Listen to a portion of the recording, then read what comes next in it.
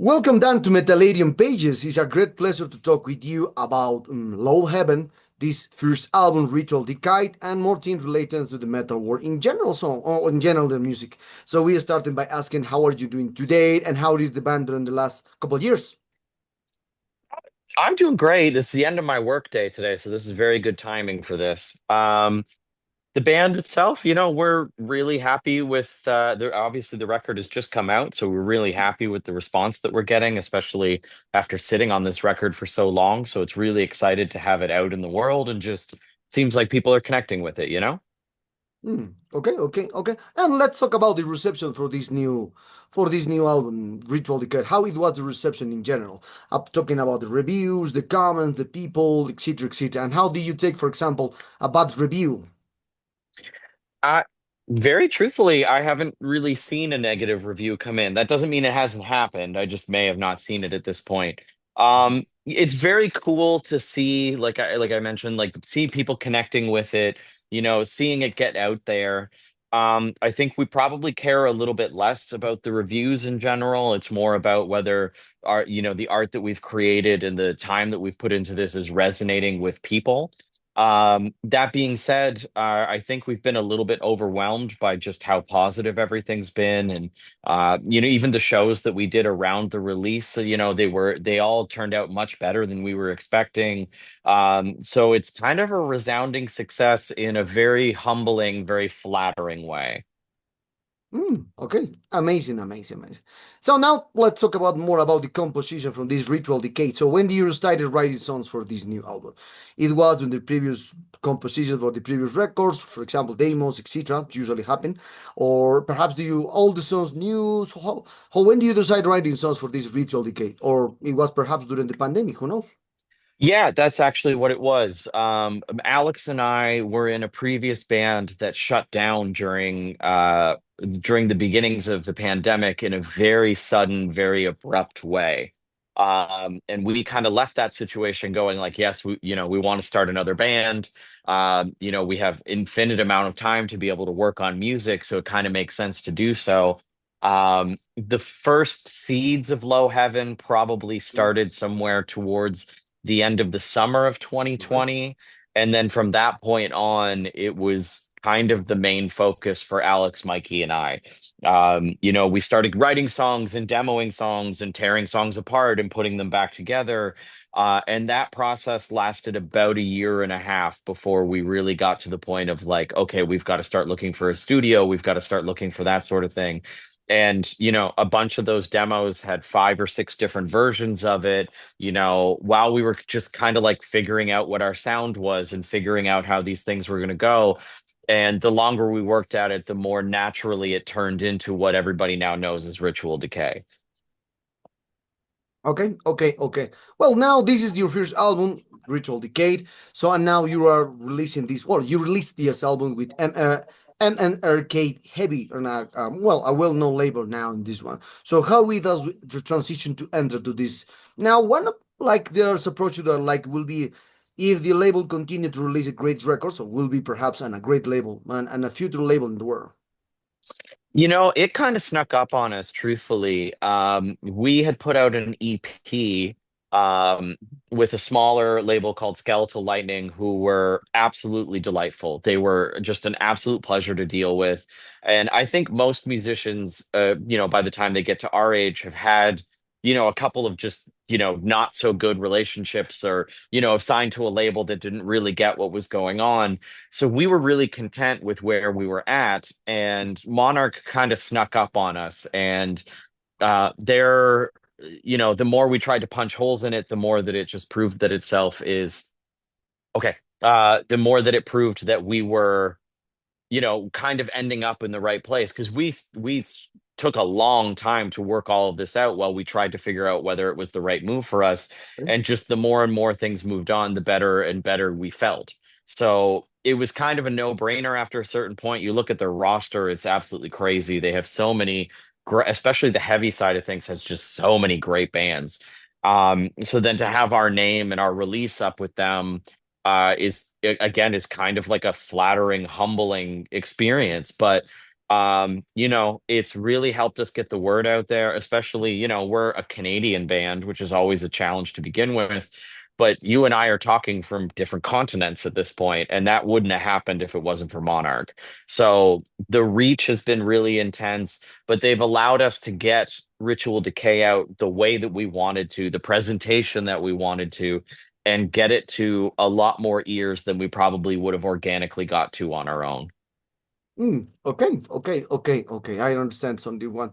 So now, as you can see, there is 1,000 of releases per week. No, there's no thousand. There's like 30, 40 releases per weekend. So in Yeah. this situation, how for you, what means or what kind of difference do you find with this in situation? Because Ritual Decay has a special approach with the music because it's your music. But for you, what is the best or most important thing that this Ritual Decay has? Compare this, for example, this 30, 40 releases per weekend. Because we just not have just alternative metal, post metal. We have a lot of styles releasing each weekend. We have 30 or 50 releases per weekend. We got really lucky that the Deftones record came out the week before and not the week that our record came out. So that was really helpful. But I think that like Low Heaven especially fits into a bunch of different categories. So we weren't necessarily in competition with a lot of different stuff. We were Okay. kind of at a head with a lot of different things. And I think that, we've got something different to offer, just like a lot of other bands do. But if you're existing in a heavy world, again, just like as we kind of mentioned, the helm that we ended up with is a pretty good authority on heavy music. So I do think that there is a section of the population that sees like, oh, this is a Monarch release, and they're going to go after it. But we've also been lucky to tour with bands. We did a full US tour with Holy Fawn. We've done shows with Spotlights. We've done shows with um, The World is a Beautiful Place. We've had the opportunity to play with a bunch of different types of bands to then open the door to their demographic a little bit. So I think because we've been so lucky to spread our wings in so many different ways, we weren't just shooting for one pocket of person. And so when the release comes out, we're hitting a bunch of different spots. And I think that that brings a level of intrigue to people that wouldn't necessarily come if we were just being debuted through like, I don't want to say this is terrible, but like we're not a thrash metal band. You know what I mean? So there's a wide spread that goes on there, and I think that that brings a genuine curiosity to things versus if Metallica puts out a new record, Metallica fans are excited about it, which is a good thing. But we have the opportunity to take advantage of a wide spectrum of people, and I think that that does set us apart from a lot of other bands. Okay. Okay, yes, I understand completely about this one. So now all this topic about, especially for the labels, because you have a mixture, something like post metal, some alternative metal, or like new metal in just in this situation. Because I never consider like this new metal. For me, also since the beginning, it was alternative, more like the new. So in this situation, if we relate this topic, do you consider that your music is something like this kind of mixtures? Like the post metal or alternative metal, or perhaps do you have a different approach as you are the creator of the music for the Ritual Decay? I think we just consider it heavy because everybody in the band comes from different worlds and they're, bringing in their different version of heavy. So the labels are fine, whatever genre people want to call things, that's okay with us. Again, it's pretty interesting to see the comparisons that come up, to see the descriptions that come up. But as far as we're concerned, our gauge and our hope was to create our version of what we consider heavy, and whatever that ends up being for other people is totally fine with us. I know a lot of bands are like, well, we don't want to have a label on our stuff, which I think is totally fair, especially nowadays in music. There's so much mixing of genres that it's just fucking beautiful. But for us, really, there was no goal of being like, we're a post metal band or we're a noise rock band or any. We just wanted to create what we thought our version of heavy was and hope that it resonated with other heavy music fans. So it doesn't bother me to get called any of those things. I don't necessarily identify with any of them, but I think that it's a good thing that we're getting categorized in many, many different ways versus just saying, oh, this is a sludge metal band. Like that's all it is. And that I think is a broader viewpoint of what our overall goal was when creating this music. Okay, okay. Now, in this kind of topic, talking about more the promotion of this ritual decay. So, what kind of promotion do you have for this? Perhaps you will release more videos. Perhaps you're already working a new album because this, you told me that some of the songs are composed during the pandemic. So, just 5 years ago, some of the songs was older, 5 years older than some of the songs. Perhaps you were recording a new album. So, what kind of plan do you have for Low Heaven and this ritual decay in general? Right now, we're just really excited to get out and play. Our focus, probably, I would say, for the next 18 months to 2 years, the major focus is on getting out and touring. That's not to say that we, aren't always working in creative fashion. The beautiful thing about being in any kind of art is you get opportunities to reinterpret that art however you see fit. So, we're always tossing ideas around of different things that we could do, and it's always very exciting because it's a new opportunity to be creative. But I would say the main goal is for us to get out there and play shows and play as many shows as we can, and to try and branch out into some new spots, whether that's Europe, whether that's the UK, whether that's just continuing the slug of North American touring. We're really committed to giving these songs their chance because we've spent so much time working on them, so much time waiting on this day to come, that it would almost feel a little bit cheap to then all of a sudden be like, we've got a new single 3 months from now. So allowing that stuff to kind of work its way out is really important to us. But also, like I said, like we just want a chance to play. We want a chance to morph these songs into the live version of what that is. And I think that there's a good opportunity for us to be able to take advantage of that time and also just let go of the emotions of holding on to this for so long, because it was very tough. And this is a very emotionally draining record for us. So now that it's finally out there, we can kind of let go of it a little bit and get a bit more into the enjoyment side of having music out, you know? Oh, okay, okay, okay, okay. Now, well, as we spoke, so we have spoken about the situation about the labels because you said it. Thanks to the your label thing,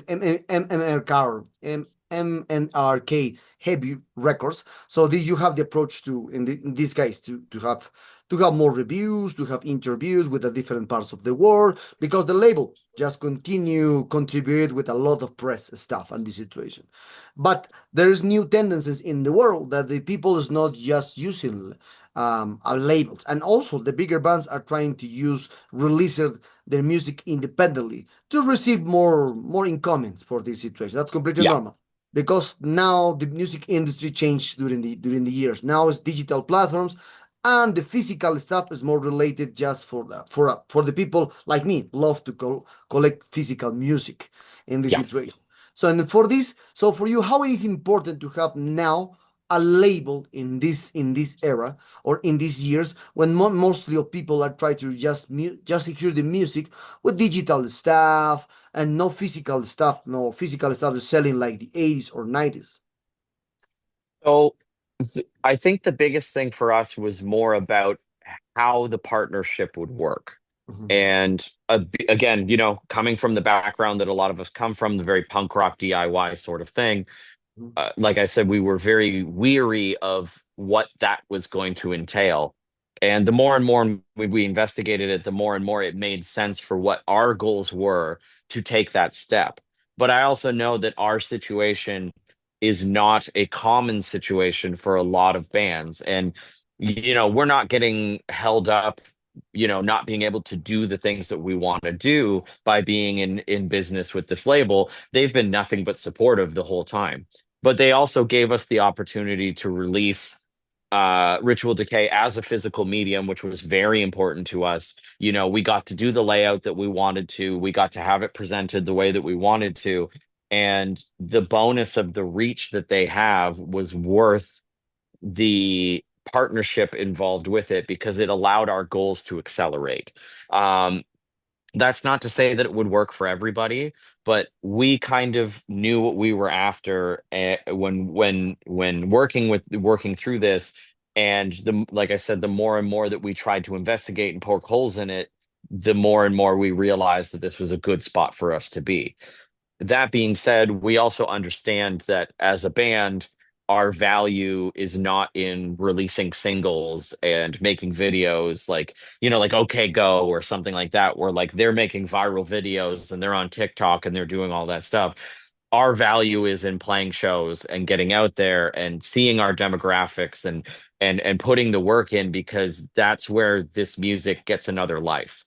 And I think that about all heavy music across the board. Like a heavy band could put out a great record, but I now want to see the live version of that. And if they come in and crush it, then they've got a fan for life. Like a perfect example of that, I don't know if you listen to Sumac at all, but Okay. like any Aaron Turner band is great, but Sumac has this thing where their recordings are a specific way, but then you go see them live, and if it's a different version of it, and I can't get enough of that. I will live that. Like if they came to town every Thursday in Toronto, I would be there every Thursday in Toronto. And we know that it's not to copy that, but that's where our value is. Heavy bands create their chances by getting out and playing shows, and that's really where our focus is. So some of this other stuff of like, spending the extra time and trying to do like chasing and creating these videos that are going to get attention, we'd rather put the energy into this is our live show, this is our presentation, this is our sort of thing. And Monarch is completely in support of all of that and giving us the tools to be able to do that as much as possible. Okay, okay, okay, okay.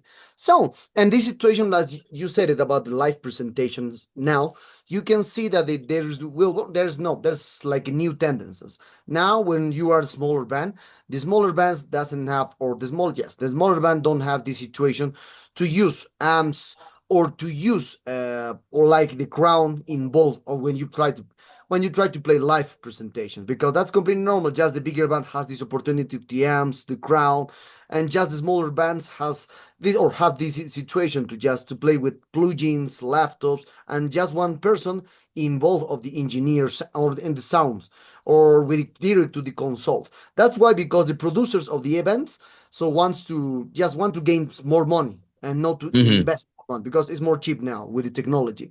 So now, Hmm. what kind of opinion do you have for this new movement in the world that a lot of producers are trying to, yes, to reduce the money and for the live presentation and just not use it, for example, more people hiring for the crowd or more people for the sound, just one person handling everything now.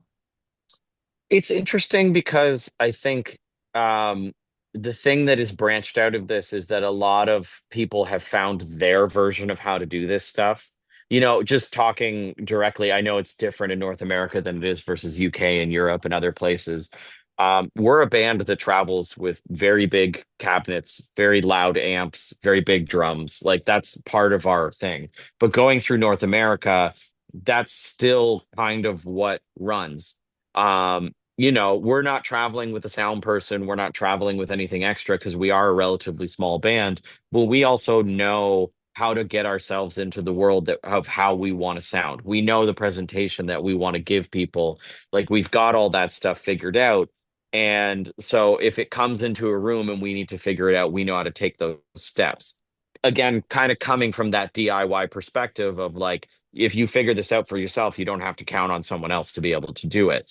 Some of our friends that are in bigger worlds where they're able to carry more people and they've got the flexibility, the tools that are available to them become more of an option. Whereas for us, if we tried to switch from big amps to all digital, we don't know what we're walking into venue to venue, whether or not their sound system is going to be able to handle it, whether that not those things are coming along. So it's better to take care of those problems until they don't come up. But at the end of the day, I think our one of our things that we like is we like to be loud. We like to offer you earplugs at our merch table so that you know what you're getting yourself into.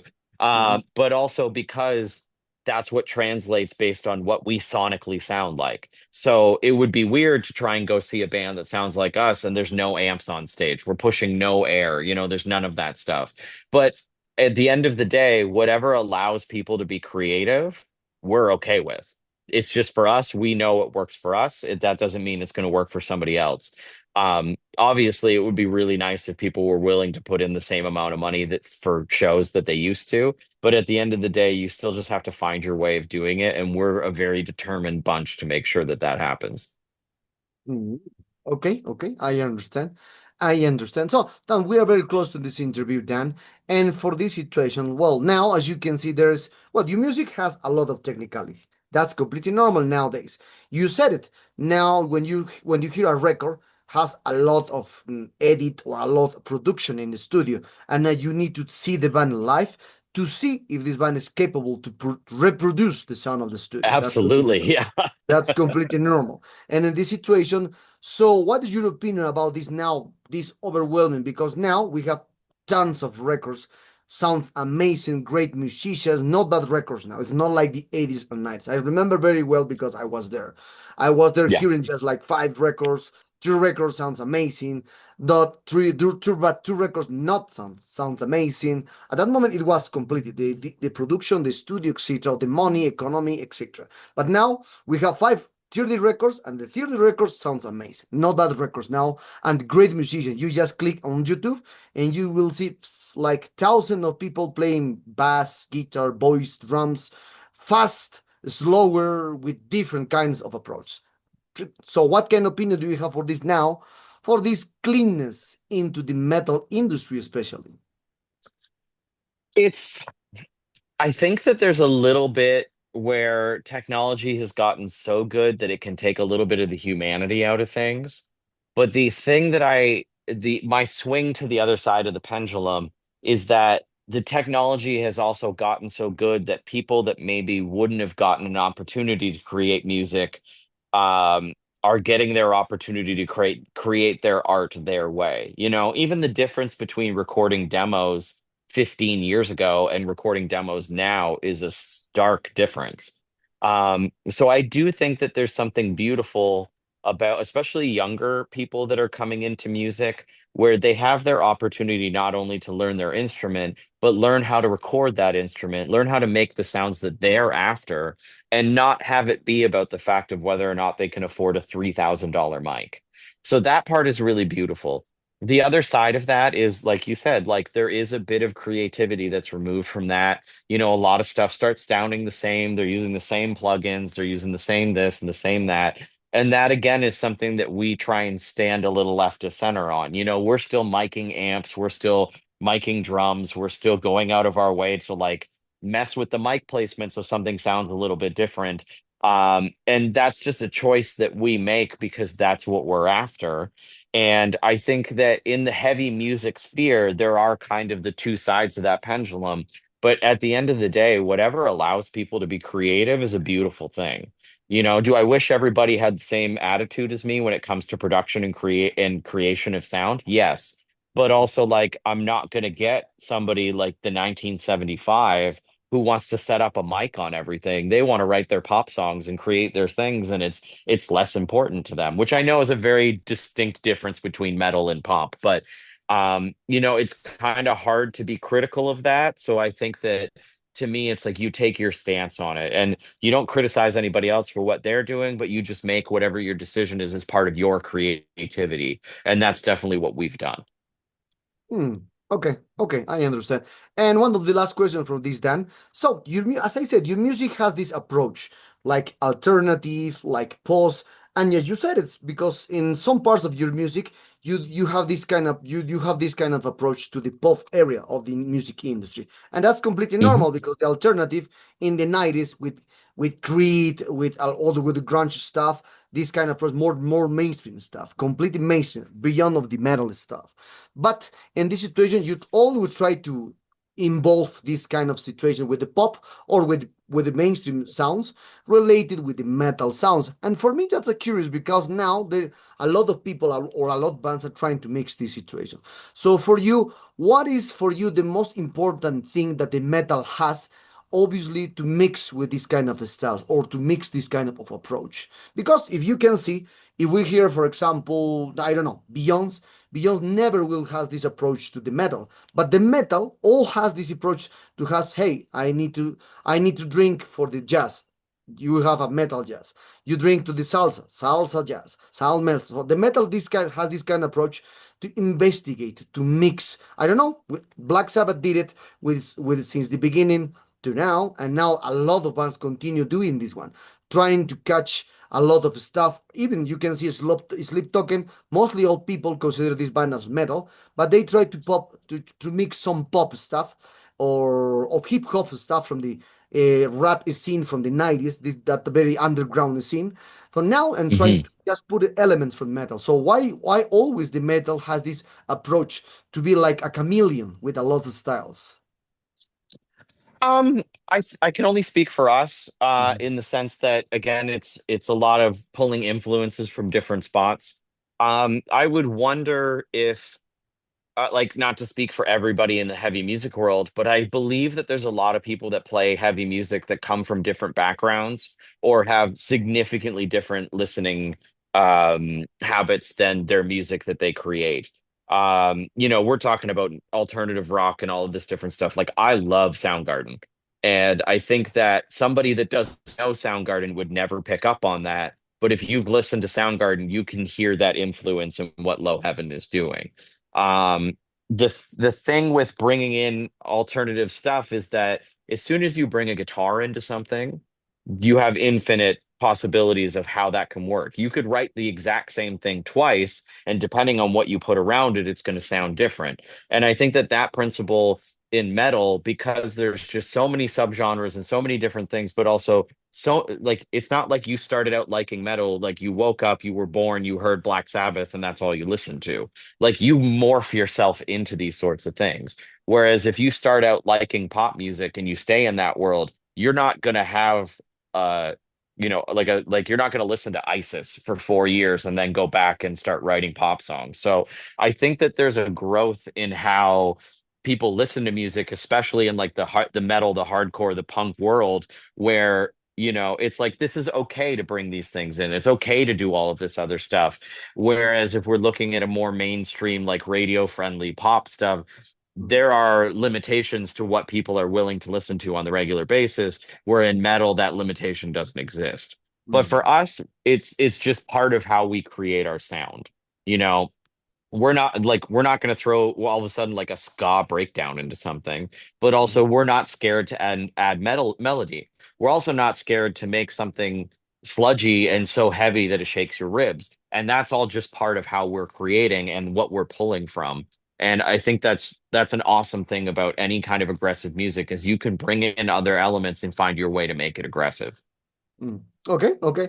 Great, great. Well, Dan, we arrived to the sad moment of this interview. Thank you very much for your time. This new Ritual Decade is a great album. Congratulations on this one.